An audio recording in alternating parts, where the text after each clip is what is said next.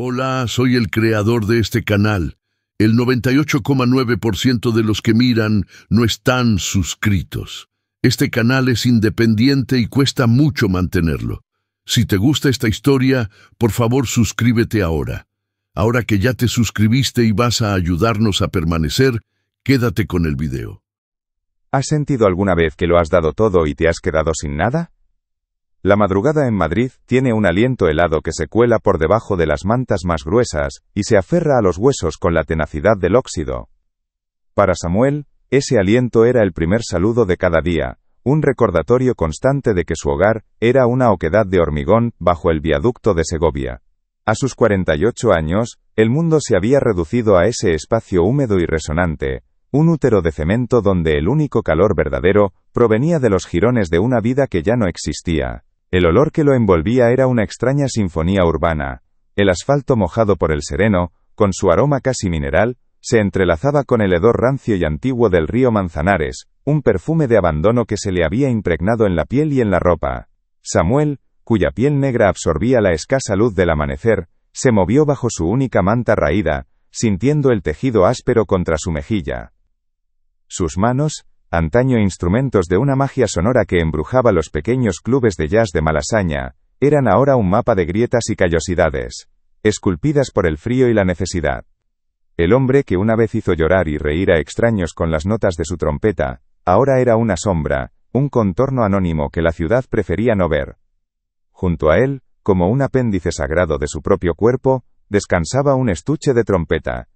Estaba abollado, despojado de cualquier brillo, y el terciopelo interior, que alguna vez fue de un rojo intenso y apasionado, ahora era de un color indefinido, desvaído por el tiempo y la humedad.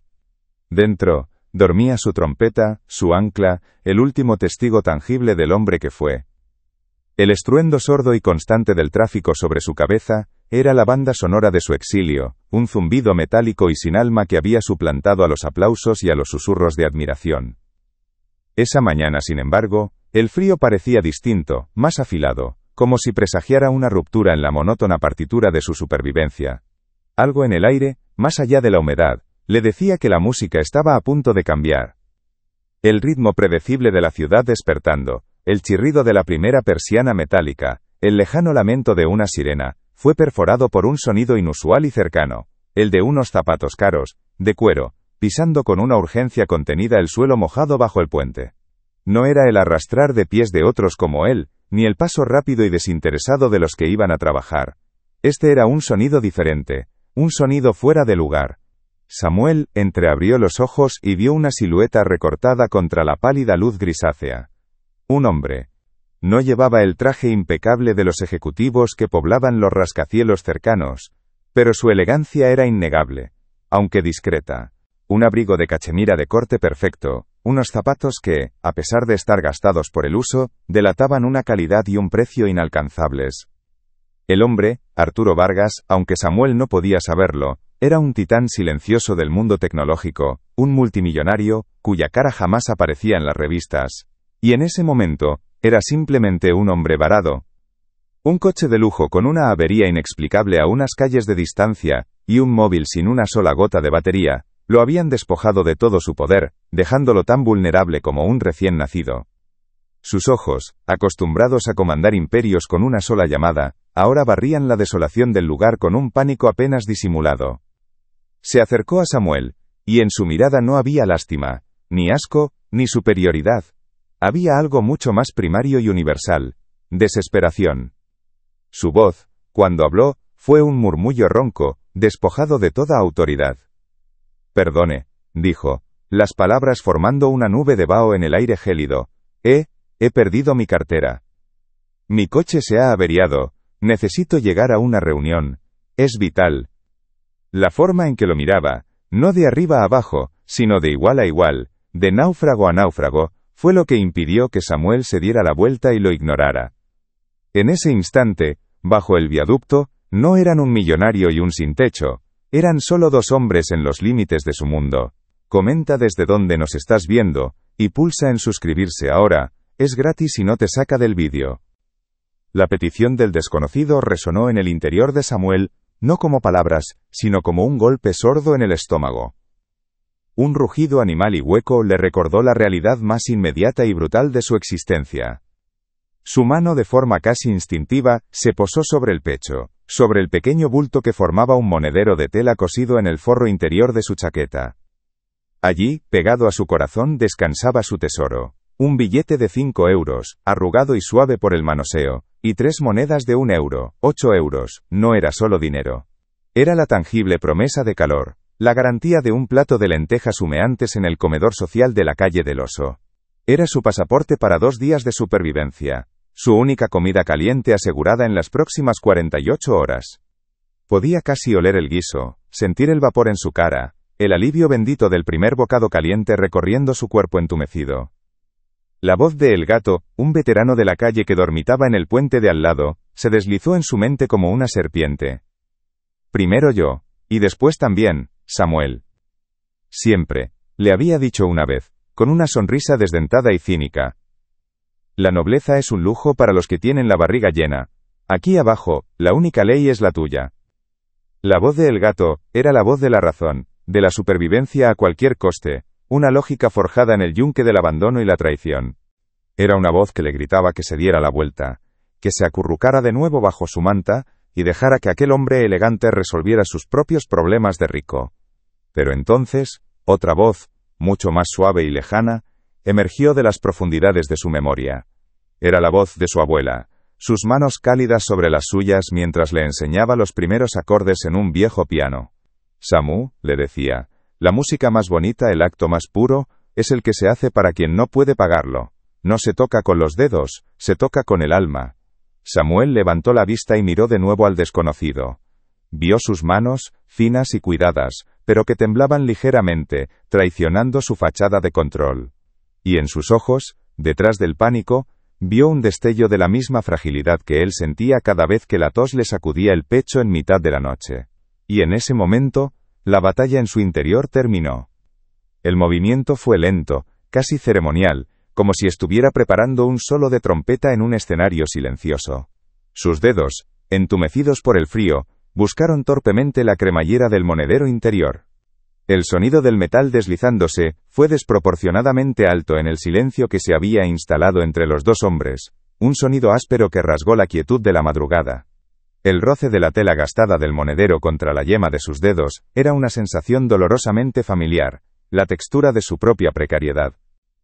Con una delicadeza que contradecía la rudeza de sus manos, extrajo el billete de 5 euros y las 3 monedas. No los contó. No necesitaba hacerlo. El peso y la forma de cada una de sus posesiones estaban grabados en su memoria táctil. No pronunció una sola palabra. Las palabras eran innecesarias, un ruido superfluo que solo enturbiaría la pureza de aquel instante. Simplemente, extendió la mano. La palma hacia arriba, ofreciendo no solo 8 euros, sino todo lo que tenía en el mundo. El rostro de Arturo Vargas fue un lienzo de emociones fugaces y contradictorias. Una microexpresión, un destello casi imperceptible de absoluto asombro, cruzó sus facciones, seguida de una profunda confusión. Estaba acostumbrado a las transacciones, a los contratos, a los intercambios donde cada parte esperaba algo a cambio. Pero esto era diferente. Esto era un regalo puro, incomprensible, un acto de generosidad tan radical que su mente, programada para el cálculo y la estrategia, no sabía cómo procesarlo. Arturo extendió su propia mano y tomó el dinero. El contacto de su piel, suave pero helada, con la piel áspera y sorprendentemente cálida de Samuel, fue como una pequeña descarga eléctrica. Un puente de carne y hueso se tendió sobre el abismo que los separaba. «Volveré», susurró Arturo, la voz teñida de una emoción que no supo identificar. «Te juro que volveré a devolvértelo». Samuel asintió lentamente, una media sonrisa triste curvando sus labios, una sonrisa que no llegó a sus ojos, que permanecieron límpidos, cansados, pero extrañamente en paz. Había oído esa promesa 1000 veces, en boca de 1000 extraños, ya no creía en ellas, pero por alguna razón, esta vez no le importaba. El sonido de la puerta de un taxi al cerrarse fue un golpe seco, definitivo. El motor cobró vida, y las luces traseras del vehículo se encogieron hasta convertirse en 2 puntos rojos que se disolvieron en la bruma gris de la ciudad. Y entonces, el silencio regresó. Pero era un silencio diferente, más pesado, más vacío. Samuel se quedó solo, de pie bajo el vientre de hormigón del viaducto, con el frío colándose ahora por el hueco que el dinero había dejado en su bolsillo y en su estómago. Un temblor lo recorrió, y no era solo por la baja temperatura. Abrazó con fuerza el estuche de su trompeta, presionando el plástico duro y frío contra su pecho, buscando un consuelo que el objeto no podía darle. ¿Qué acababa de hacer? La voz del gato volvió, esta vez burlona, acusadora. ¿Había sacrificado su única comida caliente por un hombre que probablemente ya se había olvidado de su cara? ¿Había cambiado 2 días de supervivencia por un gesto inútil, una limosna al revés que solo servía para alimentar un orgullo estúpido? ¿Había cometido el último error de su precaria existencia? Hoy la idea surgió como una nota solitaria y temblorosa en medio de una sinfonía caótica. ¿Acababa de tocar la pieza más importante de su vida? Una nota de pura humanidad, sin partitura, sin público, sin aplausos, pero quizás la única que realmente importaba. La pregunta quedó suspendida en el aire helado, sin respuesta. Y mientras su mente lidiaba con el peso de su decisión, su cuerpo le envió un recordatorio brutal de su vulnerabilidad. Un cosquilleo en la garganta se convirtió en una tos seca, que rápidamente se transformó en un espasmo profundo y desgarrador que lo dobló por la mitad, robándole el aliento. Cada sacudida era un martillazo en su pecho, un eco de las incontables noches de frío y humedad. El invierno no perdona. Y Samuel, ahora sin nada más que una trompeta silenciosa y un recuerdo, se dio cuenta de que acababa de empezar una carrera desesperada contra el tiempo, sin saber si lo que llegaría primero sería la neumonía o el improbable regreso de un desconocido. Mientras Samuel luchaba por recuperar el aliento, el taxi de Arturo se deslizaba por las calles aún dormidas de Madrid, llevándolo hacia su destino. Arturo miraba por la ventanilla sin ver, el paisaje urbano pasando como un borrón. En su mano, aún sentía el calor fantasma de la piel de Samuel, y el peso irreal de los 8 euros que apretaba en su puño. Estaba de camino a una de las reuniones más importantes de su carrera, la firma final, en las oficinas de un prestigioso bufete de abogados, para la adquisición de un antiguo edificio en el corazón de Malasaña. En su mente, los planos ya estaban trazados: demolición, excavación, y la construcción de un moderno complejo de apartamentos de lujo. Un negocio redondo, una inversión maestra que añadiría otro cero a su ya vasta fortuna. Veía números, proyecciones de beneficios, un futuro de acero y cristal. Lo que no veía, lo que no podía ni imaginar, eran los fantasmas que habitaban en los muros que estaba a punto de derribar. No sabía que aquel edificio, de fachada descascarillada y encanto decadente, albergaba en su sótano un pequeño local llamado el Sótano Azul. Y no sabía que ese local había sido el último santuario del jazz en el barrio, el último escenario donde un joven y brillante trompetista negro llamado Samuel había derramado su alma noche tras noche, arrancando a su instrumento notas que parecían hechas de humo, whisky y melancolía. La ironía del destino era tan cruel como poética. El hombre que acababa de salvarle la mañana le había entregado sin saberlo el dinero para que él pudiera firmar la sentencia de muerte del único lugar del mundo que Samuel había considerado su hogar. El regreso de Arturo, por tanto, ya no sería la simple devolución de una deuda insignificante. Se había convertido, sin que ninguno de los dos lo supiera, en el catalizador de una colisión inevitable. No se trataba de 8 euros. Se trataba de la confrontación entre dos mundos, del enfrentamiento de un hombre con los fantasmas de su pasado y la música que abandonó, y de otro con la humanidad que había olvidado en su ascenso a la cima. La nota que Samuel había tocado esa mañana seguía vibrando en el aire, y su eco estaba a punto de sacudir los cimientos de ambas vidas.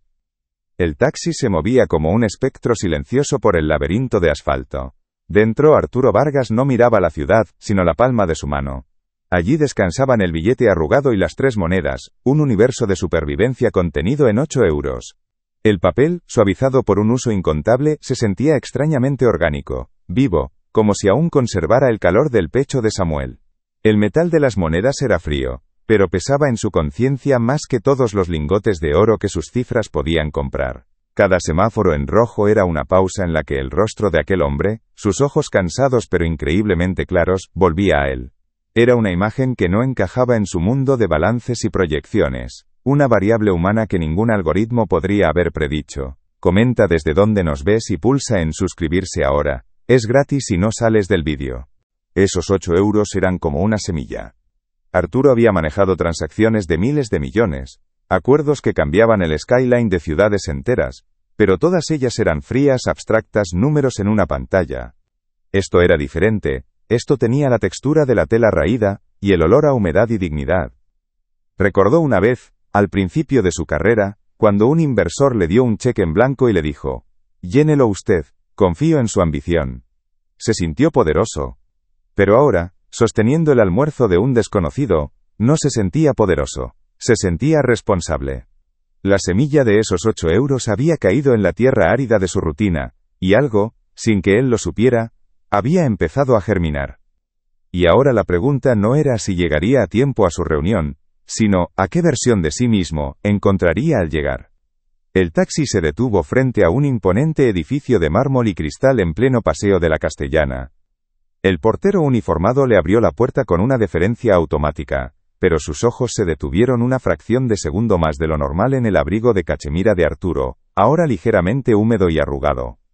El aire del vestíbulo era estéril, olía a dinero y a ambientador caro, un contraste brutal con el aroma terrenal y crudo de la vida bajo el viaducto. Mientras subía en el ascensor de acero pulido, viendo su propio reflejo demacrado, Arturo se dio cuenta de una verdad incómoda: acababa de recibir un préstamo que jamás podría devolver por completo, porque su verdadero valor no se medía en euros. Y si el precio del edificio que estaba a punto de comprar era infinitamente más alto de lo que ponía en el contrato. Al entrar en la sala de juntas, un silencio expectante lo recibió. 5 hombres y una mujer, todos con trajes que costaban más que el coche de Samuel, si alguna vez lo tuvo, lo miraron. Las sonrisas eran profesionales, pero los ojos eran escáneres. Notaron su falta de maletín, la ausencia de su omnipresente asistente, su pelo ligeramente revuelto por el viento de la calle. Eran microagresiones silenciosas, las reglas no escritas del poder que él mismo había ayudado a crear. El más joven de los socios, un hombre llamado Velasco con una ambición afilada en la mirada, pensó para sí, asterisco, este hombre construye imperios, pero hoy parece un fantasma buscando su propio funeral, asterisco. Arturo se sentó en la cabecera de la mesa de caoba, un trono, que de repente se sentía ajeno. Sintió el bulto de las monedas en su bolsillo, un recordatorio tangible del otro mundo que acababa de dejar atrás. El socio principal, un hombre mayor de gestos pausados y voz de terciopelo, carraspeó para iniciar el ritual. Señor Vargas, todo está en orden. Los documentos finales para la adquisición del inmueble en la calle de La Palma, número 14. Deslizó una carpeta de cuero sobre la superficie pulida de la mesa. El sonido fue suave, amortiguado, el sonido de un destino sellándose. Arturo abrió la carpeta. Vio los planos, las cláusulas, las cifras con sus hileras de ceros. Todo era perfecto, lógico, impecable, pero las palabras rebotaban en su mente sin anclar. Calle de La Palma. Demolición. Optimización del espacio. Rentabilidad. Cada término era un ladrillo más en el muro, que lo separaba de la sensación de la mano de Samuel, de la calidez de un sacrificio que no podía comprender. Su mirada se perdió en los anexos del contrato, buscando algo sin saber qué era. Entonces, lo vio. Una línea de texto en una cláusula secundaria, casi una nota al pie. Velasco, queriendo demostrar su eficiencia, apuntó con su pluma. Y aquí, se certifica la rescisión del antiguo contrato de arrendamiento del local del sótano. Algo sin importancia. Un viejo club de música que llevaba años cerrado. El sótano azul, creo que era el nombre. Un problema menos. El nombre. El sótano azul. El nombre golpeó a Arturo no como un recuerdo, sino como el eco de una nota de trompeta largamente olvidada, una melodía que había escuchado en algún rincón perdido de su juventud, cuando aún soñaba con cosas que no tenían precio. La tensión en la sala se hizo palpable. El socio principal, sintiendo la extraña vacilación de Arturo, empujó una elegante pluma estilográfica hacia él. El punto de oro brilló bajo las luces halógenas. Señor Vargas, dijo con una calma forzada, ¿procedemos? Su firma es lo único que falta. Todos los ojos se clavaron en su mano. El mundo entero pareció reducirse a ese pequeño espacio entre sus dedos y la pluma. Podía sentir el pulso en sus sienes. Firmar. Era lo que siempre hacía. Firmar y seguir adelante. Pero la imagen de Samuel, acurrucado bajo el puente con una trompeta como única compañera, se superpuso a los rostros expectantes de los abogados. Arturo retiró la mano. El gesto fue sutil, pero en aquella sala silenciosa, resonó como un portazo. Levantó la vista, y su mirada ya no era la de un titán de los negocios, sino la de un hombre buscando una respuesta. Un momento, dijo, su voz sorprendentemente firme. Hay algo que tengo que comprobar primero. Se puso de pie, dejando la pluma huérfana sobre el contrato multimillonario. El asombro en la sala era tan denso que se podía cortar. Sin dar más explicaciones, dio media vuelta y salió de la sala, dejando tras de sí un imperio en suspenso. Si este giro te ha sorprendido, deja tu like y ayuda a que la historia llegue más lejos. Ignoró las llamadas confusas de los socios y el sonido de su propio móvil, que su asistente acababa de traerle, ya cargado. No lo necesitaba. Por primera vez en años, sabía exactamente a dónde tenía que ir sin que ninguna agenda se lo dijera. No se trataba de devolver el dinero. Se trataba de devolverle el sentido a algo que había perdido por el camino. Se subió al primer taxi que vio y, cuando el conductor preguntó el destino, Arturo no dijo la dirección de su oficina, ni la de su casa en La Moraleja. Dijo, lléveme al viaducto de Segovia. Debajo del puente. No dejes que esta historia se detenga aquí. Compártela con alguien que necesite escuchar esto ahora. Ignoró las llamadas confusas de los socios y el sonido de su propio móvil, que su asistente acababa de traerle, ya cargado. No lo necesitaba. Por primera vez en años, sabía exactamente a dónde tenía que ir, sin que ninguna agenda se lo dijera. No se trataba de devolver el dinero. Se trataba de devolverle el sentido a algo que había perdido por el camino.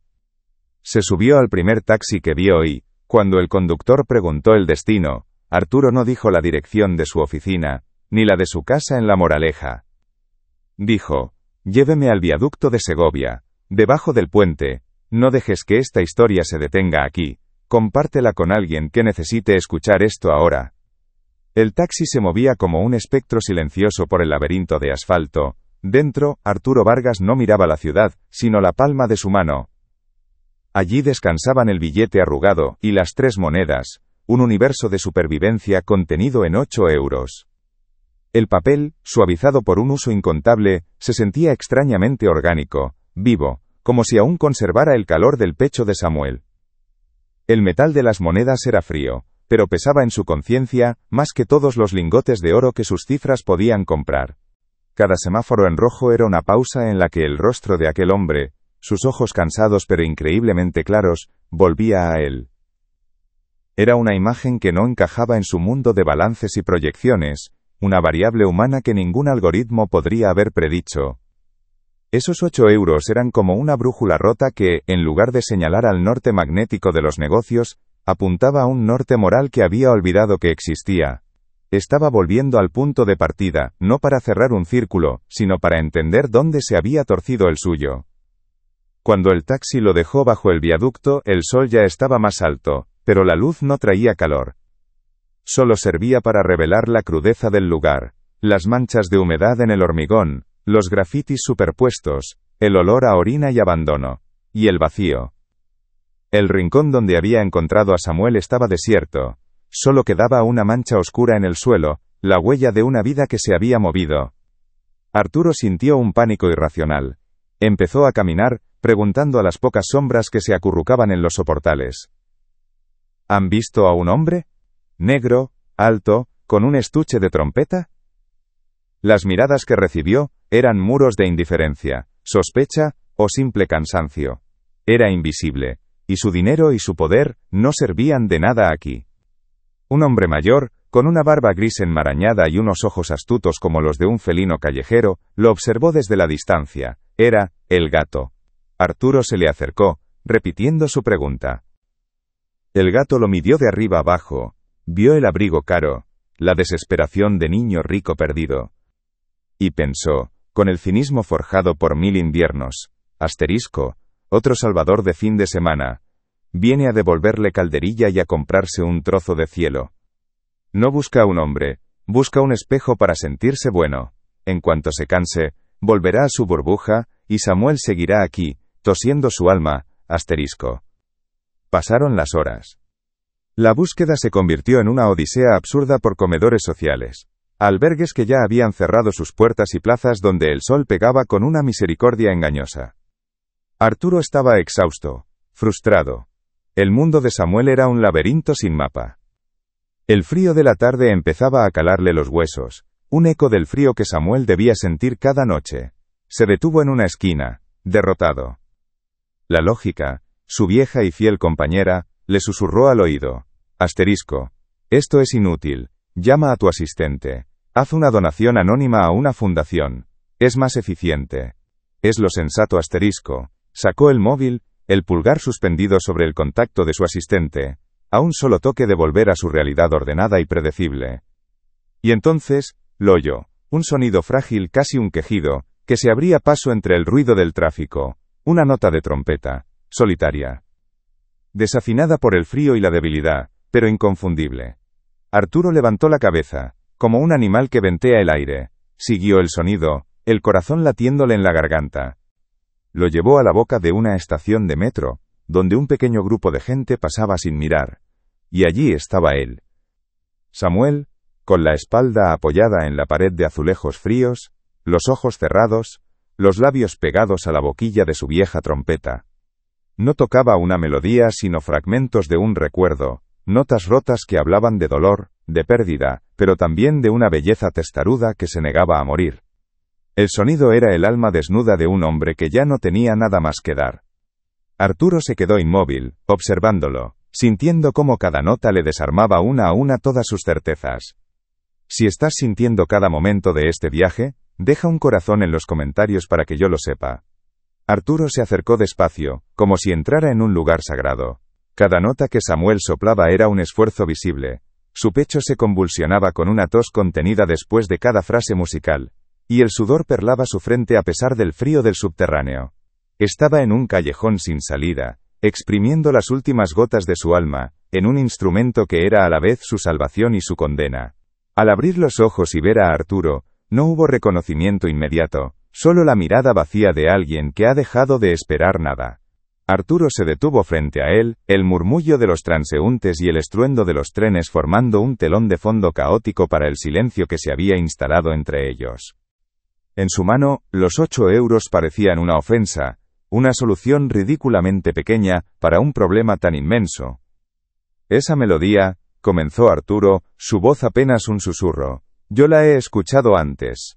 Samuel lo miró, una chispa de confusión en sus ojos exhaustos. Me llamo Arturo Vargas, continuó, y cada palabra caía con el peso de una revelación. La reunión a la que me ayudaste a llegar esta mañana era para firmar la demolición de un edificio, en la calle de La Palma, número 14. Samuel se tensó, sus dedos apretando los pistones de la trompeta. Arturo hizo una pausa, sabiendo que la siguiente frase lo cambiaría todo. En el sótano hay un club.